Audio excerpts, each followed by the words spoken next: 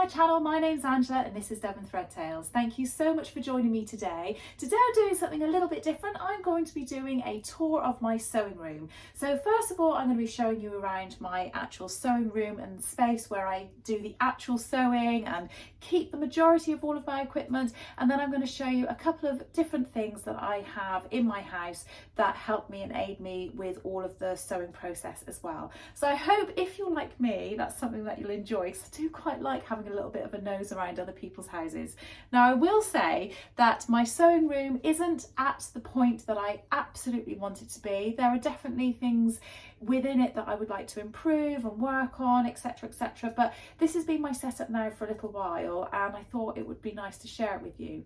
It's actually one of my daughter's bedrooms. My daughter is at university. Well, I keep saying that. She's actually not at university anymore. She's actually finished and she's done a master's and she's just got to the end of that, which is brilliant. But she isn't going to be coming back home and living. But we keep the bedroom set up as a bedroom because sometimes she comes home and visits. So it does look still like a bedroom. And that's fine with me because it means my daughter can come home. But it does mean that I have a really nice room all to myself for sewing for the majority of the year. So come on through and let's have a little nosy, shall we? As I said, this is essentially a bedroom, so my daughter's bed from her teenage years is still set up here, and then the rest of the room is set up with a desk, or actually two desks, and a cupboard and things like that. So I'm going to pan you around to show you a very sort of quick swivel of what the room looks like, and then I will go through each aspect as I'm going.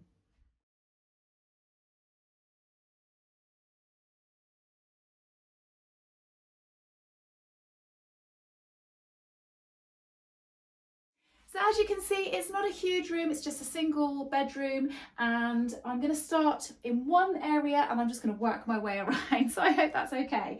So on the back of the door I have garments and things that are either not finished or that are finished but I have a couple of adjustments to do. So actually this dress here, which is my Sew Over It Leah dress, which I made recently, I absolutely love it, but I just need to put a little popper in the tummy area just to hold the fabric together. I need to move a popper on that.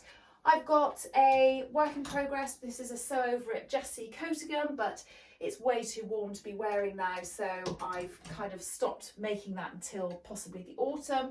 And then I've got a little camisole which just needs finishing off. So I have a few whips there. I do have whips in other areas in the room as well, which I'll show you in a moment.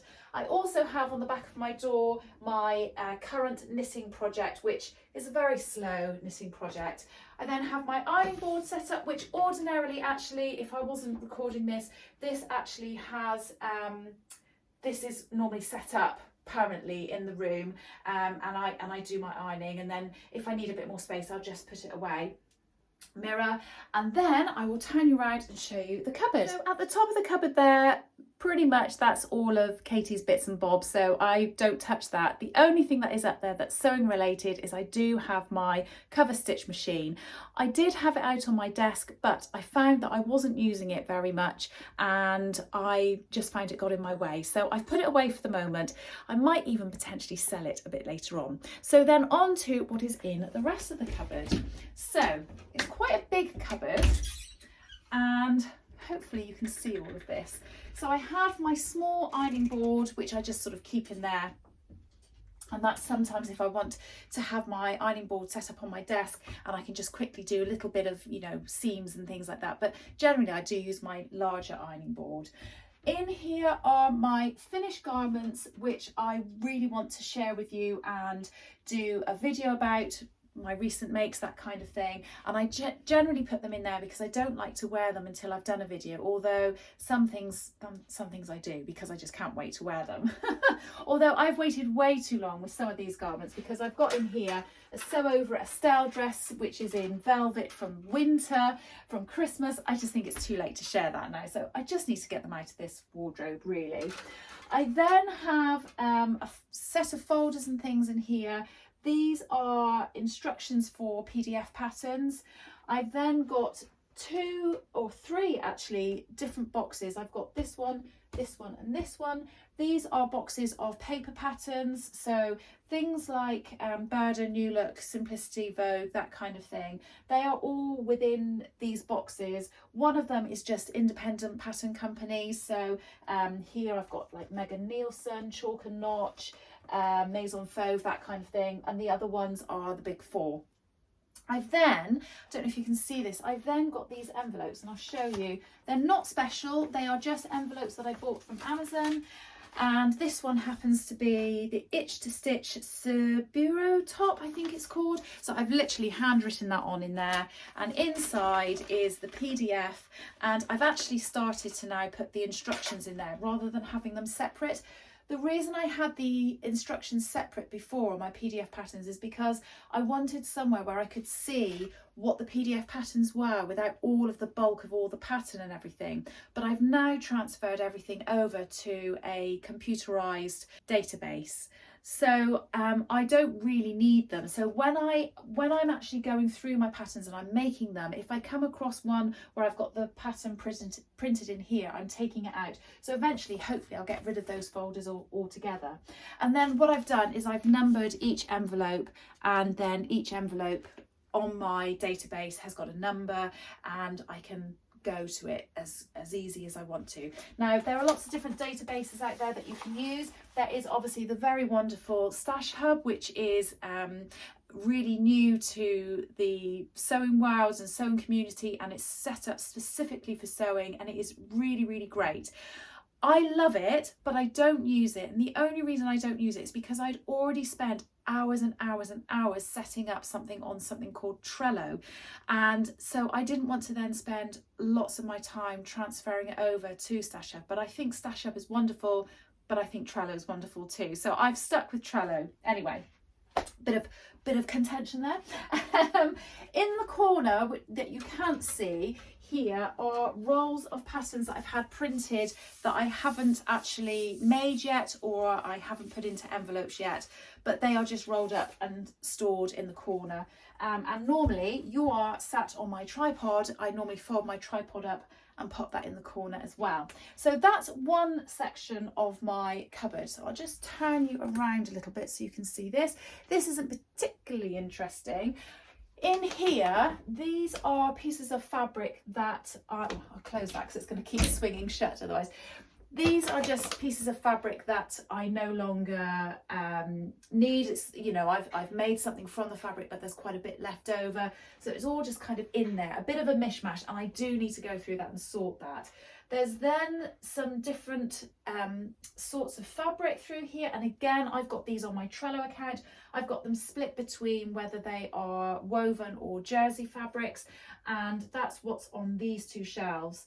And I believe this is another bag of fabric that I have used, and this is like the leftover stuff. So I've either need to put it on my destash account, or I need to give it to my sister who has a charity that uses up scraps of fabric and things, or I need to put it at the, you know, down to the scrap store, or even throw it away. I just need some time to go through that and have a little look.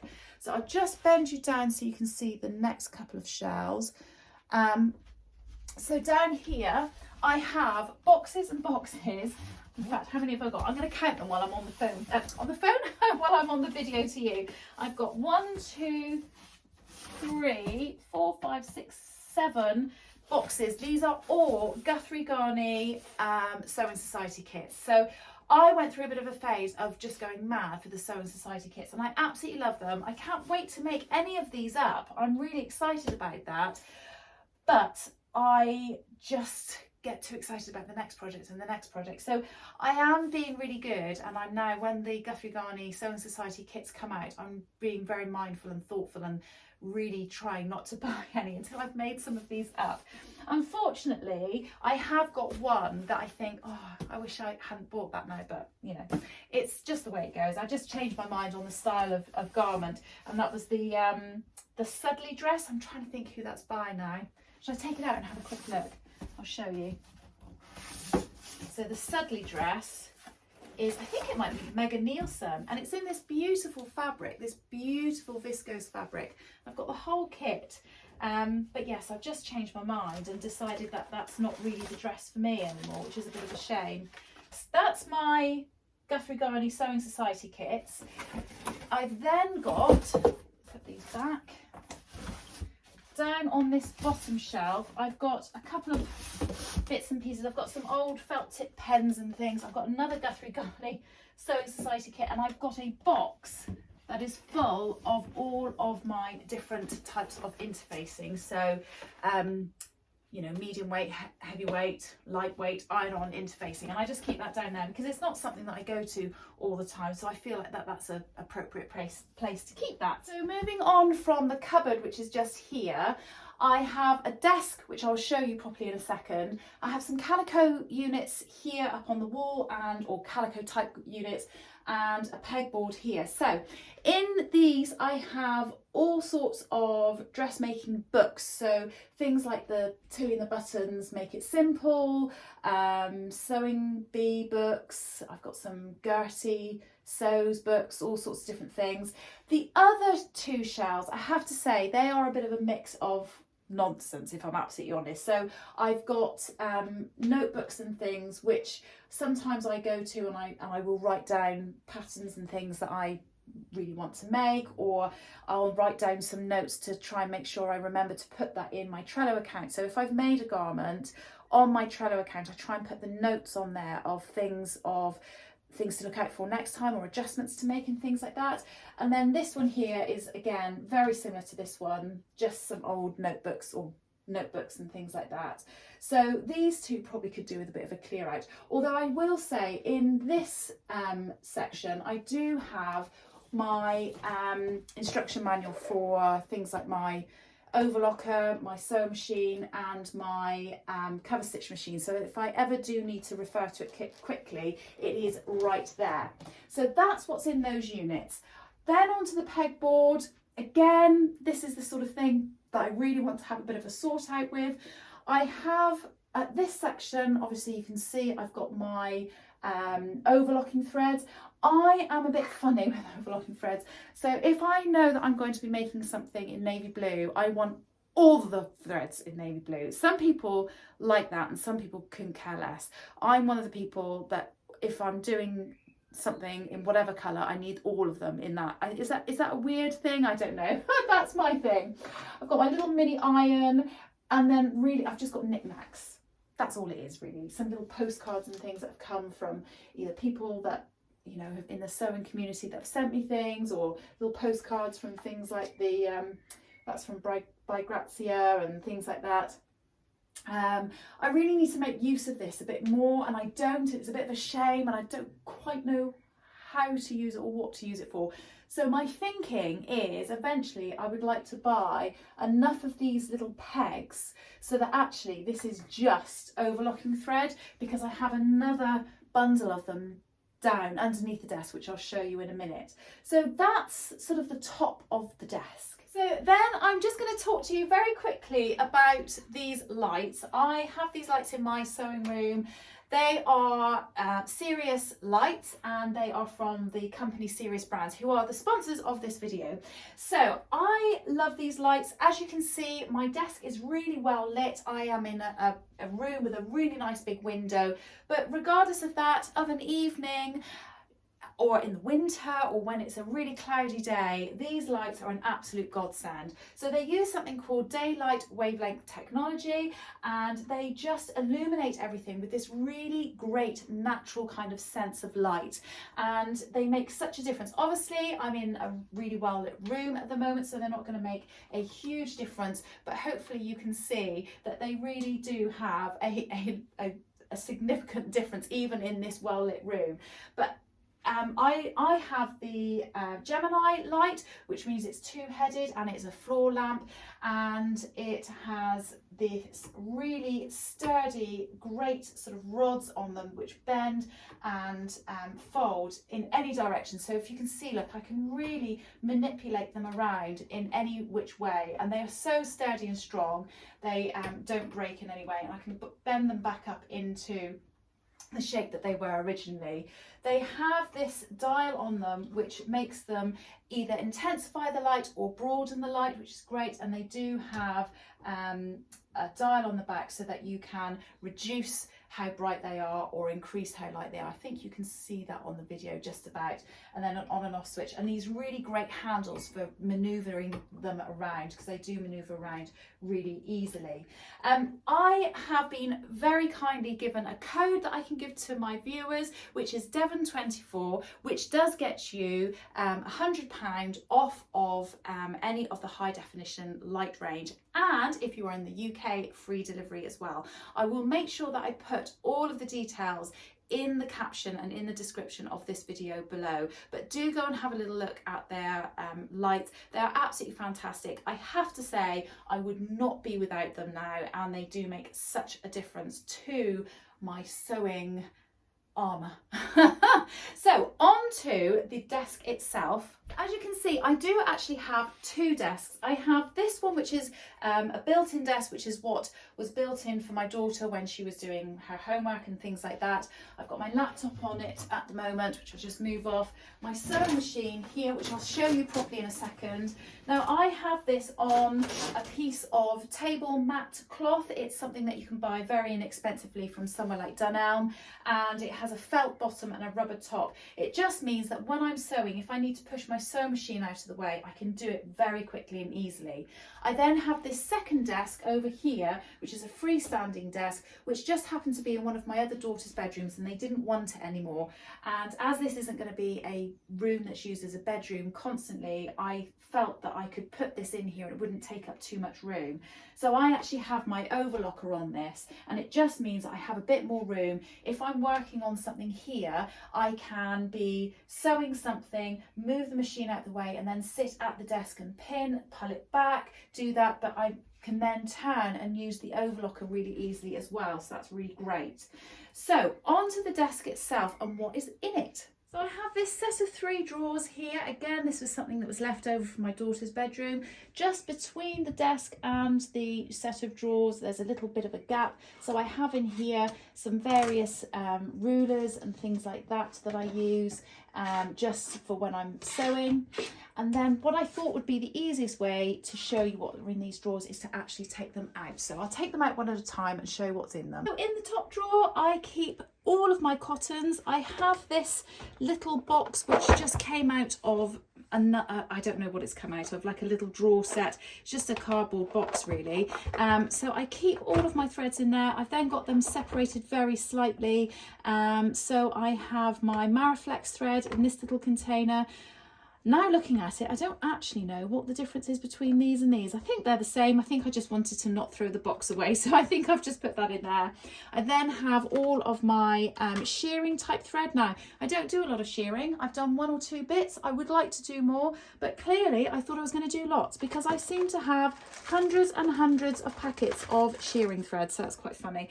And then in this very cute little tin, which I rescued from one of my daughter's bedrooms, I have all of my different sewing needles, as in machine needles. I keep my screwdriver in there, which I need to take the needles out of from the sewing machine, but I've got them all grouped together with little bands, so I keep together in there. That's my general sewing needles. I've got some which are just for denim, some that are just jersey, that kind of thing, and those on top are just the 70 needles, so for fine fabrics. So second drawer down, this is a bit of an odds and sods drawer really. So I have an empty tin because I didn't want to get rid of it. A variety of pin cushions. So I have a wrist pin cushion, which is okay, but unfortunately when I wear it and put pins in it, there's nothing hard underneath it, so they end up sticking in my hands. I don't actually use that very often. I've got a very pretty pin cushion that a friend bought me. A magnetic pin cushion, another magnetic pin cushion. This probably is the pin cushion I use the most. I love this one. It's just a dish. I think I got this one from Dunelm, but you can also buy them from Hobbycraft, but it's magnetic and the pins just go in there and they're just absolutely great. I really love that. So I then also have another very pretty little tin which has got all of my clips in, and I don't know where I got this tin from, but the tin didn't come with the clips. They were purchased separately. Again, I've got all of this in one of those little boxes that I rescued from something else. Nothing that I've bought particularly. It's all been free things. I have these little bowls which I keep to one side when I'm sewing with my sewing machine. So say for instance I want to take the wonder clips out and there's not enough room for the tin, I just have these to one side and I can put things in, or I can put pins in, that kind of thing. I have all sorts of different pins and things here. I then have, what are these? Oh, I have these. This is a really lovely little sewing needle booklet that Karen from So Little Time made for me in a Christmas calendar, advent calendar we did for each other. And I have these needles, which I got from the Beyond the Pink Door advent calendar, to put in there, but I obviously haven't got around to doing them yet, but they are there ready to do at some point. I think that's just a little shopping bag. And then in this little box, I have all of my different labels for putting in garments. So little rosy cheeks. I've got some Becky Studio, Kylie in the Machine. Yes, all sorts of different sewing labels to go in. And at the back there, I've got, what are these? I can't think what these are called. Are they motifs? Is that what they're called? But they are little motifs that you can sew onto, say, t-shirts and garments, a couple of stickers, things like that. So they're a little bit random. An apple, sewing machine, frog, lemon, butterfly. So that's what's in there. And then I also have this, which is a little set of collar straighteners, collar supports for shirt collars, and I keep them handy for when I make shirts for my husband, but also sometimes the ones that are in his ready to wear shirts fall out, so he will say to me, oh, we've got any spare ones, and I will give him one of those. Last but not least, in this bottom drawer, I have a bit of a mishmash of a few things. The majority of what's in here are things that I need for when I iron. So I don't have a particularly specific pressing cloth. I've just got a fat quarter that I had, and I keep that to one side. I know it's clean, I know it's smooth, so when I'm ironing something and I need it, I've got that. But it's, like I say, it's not particularly special. I should probably go around and overlock all the edges, but there we go. I have my pressing hams there. I have my clapper, I think that's what it's called. And I also have my hemmers, hot hemmers, which are really handy for when you are pressing hems up, etc. I then have a hammer, obviously for when I'm hammering in something, buttons or jeans type buttons. I then have two of these. I'm not a massive button hoarder. I know some people go absolutely mad on buttons, and that's absolutely fine, but this is what I keep my buttons in. I don't need lots because I don't have loads of them.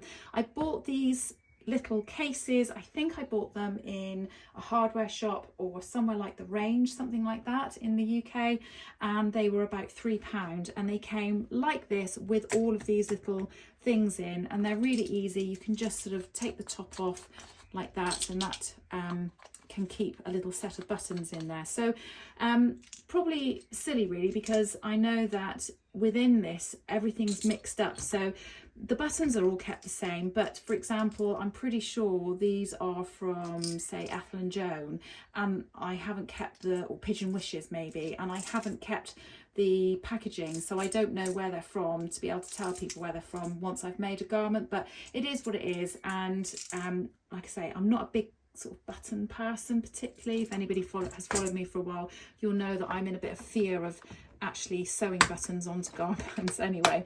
So that's two cases of those. Then behind here, I won't pull all of these out, but behind here I've got everything sort of poppers and all that kind of thing, self-covered buttons, more self-covered buttons here. I've got a little set here which is the bias tape maker. I just bought this from Amazon. It's nice and easy to use. I do really like the idea of the electric one, but I don't think I use bias tape or make bias tape enough warrant that. So I just stick with this for the moment, and that seems to work quite well for me. So I have that, and then in this little box I have my collection of whatever zips I may or may not have bought, and I just keep them in there. Hopefully when I'm sewing something I have a zip that will fit the garment and suit the garment that I'm making, but if not I will go to the shops and buy another zip, and quite often I will buy two of the same zip so that hopefully another time I don't have to go and buy one, I will have a spare one in there. Ooh, so I'm now down on the floor and under the desk. So down here I have my, I just have a waste paper basket bin for throwing rubbish in, obviously. In this big box, as you can probably see, it says We Are Knitters, and I went through a bit of a We Are Knitters phase, and I bought loads of kits. Do seem to do that quite a lot, but I think I've got 3 or 4 different kits in there to make up cardigans, jumpers, etc. And I am a slow knitter, so I have plenty of projects to keep me busy once I finish the other projects that I'm doing.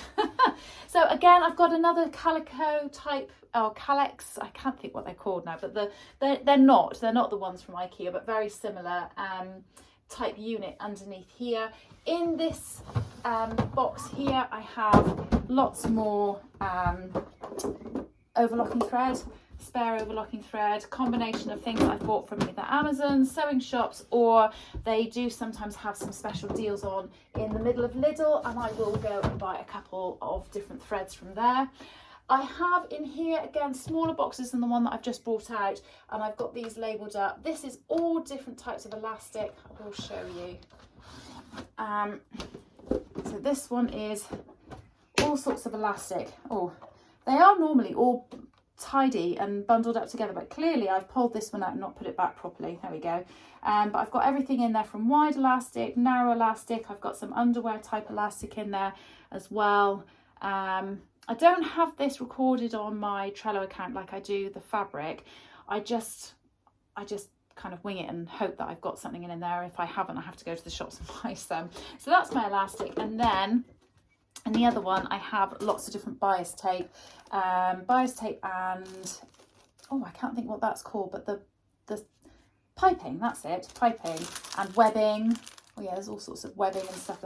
Basically, again, a bit of an odds and sods really. There's ribbon in there, all sorts of different things. It's stuff that I don't use a huge amount, so that's why it's kind of under here. It's not in my way particularly, and I don't need to get to it very often. So yeah, if I do need any webbing or bias tape or anything like that, obviously I'll check that first, and if I haven't got it, I will go and buy something else. Then the rest of it really is all empty boxes and tins and some spare notebooks, because I do have quite a number of notebooks. I just don't like throwing them away, and the girls used to get really pretty ones for birthdays and things, but you know, when you go to a girl's birthday party, quite often people will buy a pretty notebook and a pen, and there's only so many notebooks a girl can have, and then when they didn't want them anymore, I was like, well, don't throw them away. So I will never need to buy a notebook, well, at least not for the next 20 years anyway. So then onto the desk itself, I have, like I say, my sewing machine, which I keep on this piece of matting, and it just helps to slide everything around. I normally shove the cover of my sewing machine onto the bed or something like that. I have a Husqvarna Viking Opal 690Q for anybody that wants to know what kind of machine I've got. I absolutely love my Husqvarna. I quite often think about whether or not I would want to get something different, because there are some beautiful machines out there that do all sorts of lovely things, but I have to say I love my machine. It works well for me. I've never wanted to particularly, or I've never been using it and thought, oh, it doesn't do this, I wish it did this. I'm really happy with it. My mum always used Husqvarna, so before I properly sewed, if I ever wanted to do a tiny bit of something here and there, or she was teaching me anything, I would use her machine. So when I then went to go and buy my own, it just felt natural to then stick with a Husqvarna, and I love them. So and I've brightened it up with a very lovely sticker from Sam at So Let's Sparkle, which is just lovely. And then on my desk, I also, it's not always this clean and tidy, by the way. I did have a bit of a clear up, but not a massive clear up before I did this video. I have got very lovely heart, which was gifted to me by the biker that sews at the Beyond the Pink Door shop opening. So that's lovely. I keep that on my desk because it's just lovely, and I like hearts and it's very pretty. And then I have this rainbowy tin which says hope, love, hope, give. I don't quite know, anyway, I don't know where that's from particularly. I think it was something like a soap set or something, and it had like a robot head on it. The head's gone missing, I don't know where it is, but it's so bright and lovely. I really like it, so I actually keep it as a little tabletop bin, so when I'm sewing and I've got threads and things, I can just chuck it in there, and then eventually I just chuck it in the waste paper bin underneath. But it's bright and it's cheery and it makes me smile, so there we go. So on to then the freestanding desk. And like I said earlier, I have my overlocker on here, and again, for anybody that wants to know, I have the Janome 6234XL. It's the only overlocker I've had. When I was trying to buy an overlocker, I actually called a couple of different shops and things that taught and asked them what they used for their workshops, and lots of people came back and said that they use this one, so that's what I went with. I'm really happy with it. I know there are really fancy ones out there. There are cheaper ones, more expensive ones.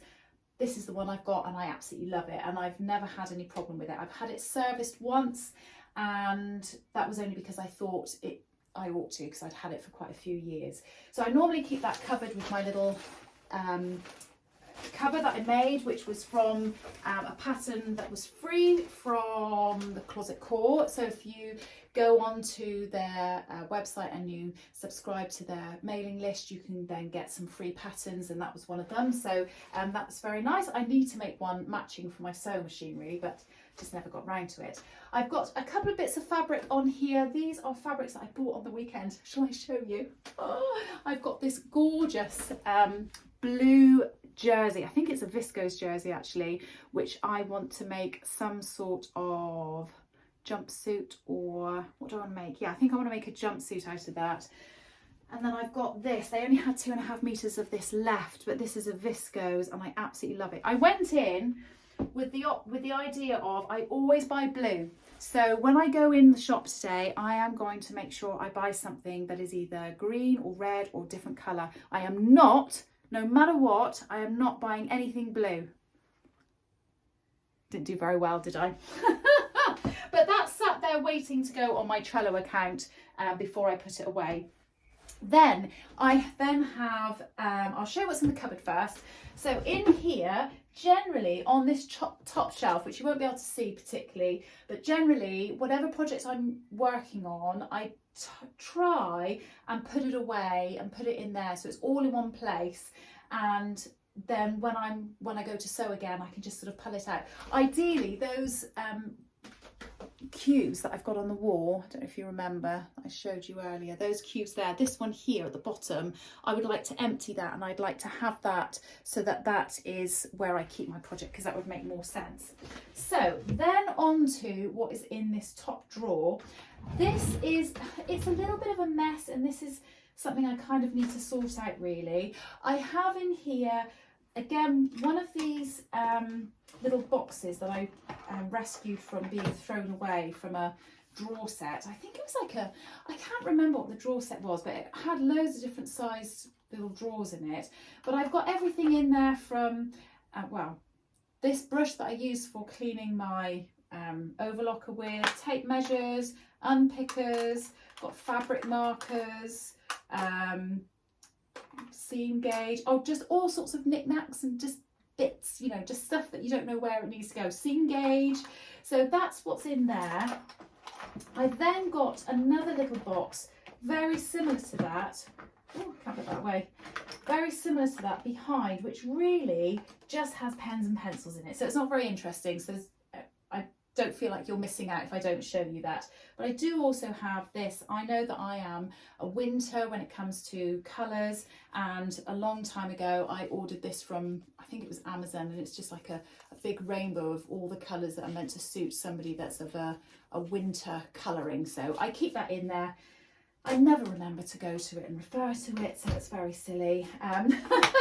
Then within here I've got a couple of bits and pieces. So I've got this little pencil case, which is an old pencil case of my daughter's. When I teach at Make of a weekend, I generally put a couple of bits and pieces in there so that I've always got to hand an unpicker. Not that people need to have their things unpicked when I go on the classes, but it is really handy to have your own, and I think you get used to your own. I have my own little scissors in there, my tape measure, pens and pencils. I always have a packet of post-it notes because I always forget people's names, so I generally try and put their name on the end of their desk so I remember. So I've got that, and then I have, oh, this is like one of my most favourite things, an absolutely beautiful, this is a multi-zip pouch that Adam from Adam Sews, I ordered it from him and he made this for me, and it was just so strange because he said, what's your kind of theme? And I said, well, I really like the blues, rainbowy, I don't like anything that's just bright really. And he made this and it came, and just from the outside I was like, oh my gosh, that is absolutely stunning. I mean, isn't it beautiful, the colours? He's got such a good eye. It's got a rainbow zip. I love rainbows, and I'm a little bit fanatical about cups of tea. I'd rather have a cup of tea than I would have a glass of wine. I know, shock horror, but that is my thing. And inside, look, it's teacups. And I don't think he even knew. I don't think he knew. So it's teacups on one and rainbows on the other. I mean, it's just like my most favourite things. Honestly, I absolutely love it. And it's got these 3 zips in there, but then spaces in between as well. So when I go away and I do any kind of like sewing retreat or anything like that, I take that with me. What I really want is one of his sewing caddies. And I am saving up, and I think I might have to treat myself to one. Oh, especially if it is as beautiful as that. So that is what is in that drawer. So what else do I need to show you? I need to show you the other reason why we keep the bed. So let me turn the camera around and I'll show you. Okay, so obviously it's really lovely that we have this so that my daughter can come and just stay at home, and that's brilliant, that's great. But it is also the keeper of all of my fabric. Okay, so it looks a bit messy, but actually it's not as messy as it looks. So I keep these plastic bags here, which looks a bit random, but the bed has these things here, which I think they sort of shed off a little bit of black powder, and I don't want the black powder to ruin my fabric. So that's why they are there. So I'll take them off so you can then see. Look, I've cut a carrier bag so that it covers the fabric properly. And then anything which I haven't been able to slot in and fit in, I've just laid out across. So I will take this off. But all of this fabric is put onto my Trello account, so it really does help. What I did is I ordered a whole load of these. These are magazine, I think they're called magazine stacks or magazine supports or something like that. They came in like a box of 100 or something like that. They're just pieces of cardboard, but it just means that every single one is exactly the same size, and each piece of fabric I have measured, taken a photograph of, put it onto my Trello account, and then wrapped it around this, so they are all exactly the same size, and it just makes it slightly more orderly, or to some extent anyway. And hopefully I've got everything in more or less the right places. So right at the back I've got some corduroy, some denims, got great, I really need to make this up. My daughter, who is 21, has said she wants me to make her a onesie, and she chose this fabric, which is ladybugs and butterflies and mushrooms. I mean, it's the most childish fabric, but I think it will look really cute actually. So I really do need to make that, because that will take up a huge amount of space, and some of the fabrics that I've got in my cupboard I can put in here then, which would be good. I've got some cottons, some shirting, some ginghams, and then it moves on to jersey. Look, this is really bad. I bought these a couple of years ago from a local haberdashery to make some Christmas tote bags, and I still haven't made them. So yes, I've got lots of different jersey fabrics all in here, some swimwear, some sweatshirting. I think one of my daughters has been to this, because this actually looks a little bit more untidy than it usually is. And what they do is they come home and they go, can I look at your fabrics? And could you make me such and such? So I'll turn you around and show you my favourite part of my fabric stash, shall I? Okay, so here I have some coating. That's 2 lots of coating, some sweatshirting, and then all of this, oh, except for this is a bit of ribbing. All of this is viscose fabric, and I've just, you know when you really like something and you think, oh, that's brilliant, I want to make a dress out of that, or whatever the case may be, but then when you go to make something, you think, oh, I don't want to cut into that because I really like it and it's really beautiful, but I do need to start being a bit braver and cutting into some bits and pieces, really. So some of it you might recognise from some of my recent videos, but yeah, this is what my daughter's pulled out. She said, oh, can you make me something out of that? So she wants me to make her a dress or something, which I will try and figure out what dress she wants and do that as well. So that is my fabric stash. That's all of it, and what's in the cupboard that I showed you at the very start of the video. Yeah, I want to say it's a bit excessive, but actually I don't think it's that bad, and it is all in order, and I have got it all logged and recorded, and I am being a little bit more mindful, she says, having just bought some more fabric, but I am being a little bit more mindful and trying to think about what I've got and just going, just use it, just do it, just make something up. So yeah, I don't think it's too bad. So I've just got 1 or 2 other little things to show you, but they're not in this room. So I'm going to take you downstairs and I will show you what I have down there. So I've just brought you down into my lounge for the moment, and I don't have this set up all the time, but this is a new to me table. So when I was cutting out my fabric or tracing any patterns or cutting out patterns of any type, I always used my dining room table or the floor. If I could avoid using the floor, that was always better because it doesn't do my back any good. But to be honest with you, leaning over onto a dining room table at this sort of angle, it doesn't really do my back any good either.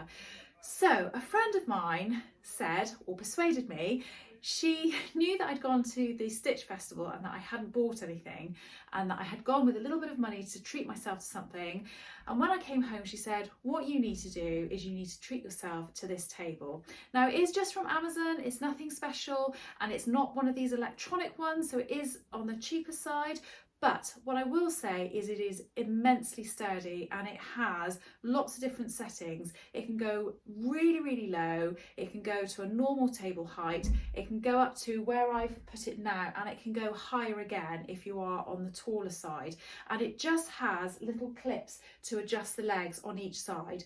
The legs then actually fold away, so the table goes perfectly flat and you can just slide it in somewhere. So I've got it in my utility room, just slid between a cupboard and my freezer, which is a bit random, I know, but obviously I don't want this set up all the time. I will say though, it's probably going to be quite handy if I ever have people around and I want a really big table. It would be perfect for that. So I'll just stand back and show you. I will just say I realised earlier I've got tape on my knees because I've got an injury on my knees and I've had them taped up, so I'm sorry if you keep seeing that. They look a bit strange, but that's all it is. It's just physio tape, that's all. So this is the table. It is absolutely fantastic. Like I say, I've got it set up so that it is at the height that is perfect for me. It can go higher, it has several settings, and it is really easy to use. I will take pictures of the clips so that I can show you how easy it is, and I'll take a picture of it when it is folded flat as well. So I now trace out and cut out my patterns on here. I do like to use a rotary cutter if possible, and I do have an A0 mat. So this is my A0 mat. I have, it's pale blue on one side and dark blue on the other.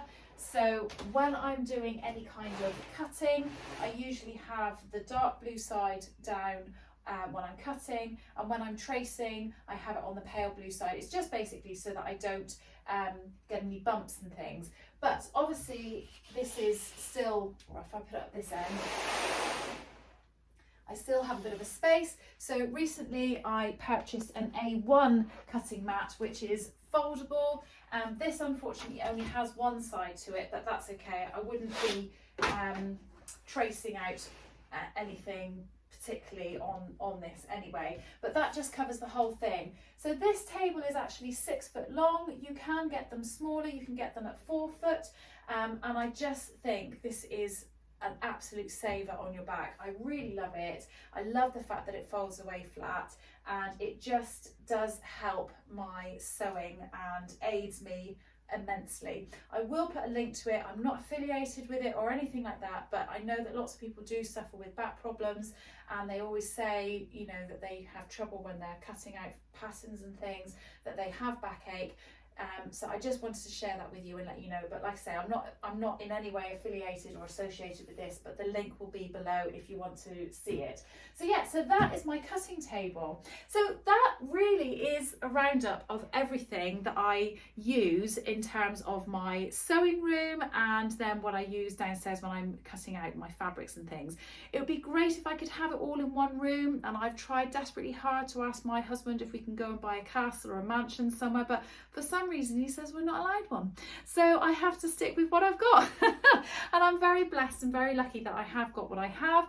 When my children were younger, I just literally had my dining room table, or I then ended up with a little desk in the corner of a room, and that was really great. So I do know that I'm very lucky, and not everybody has the opportunity to have a whole room devoted to their sewing.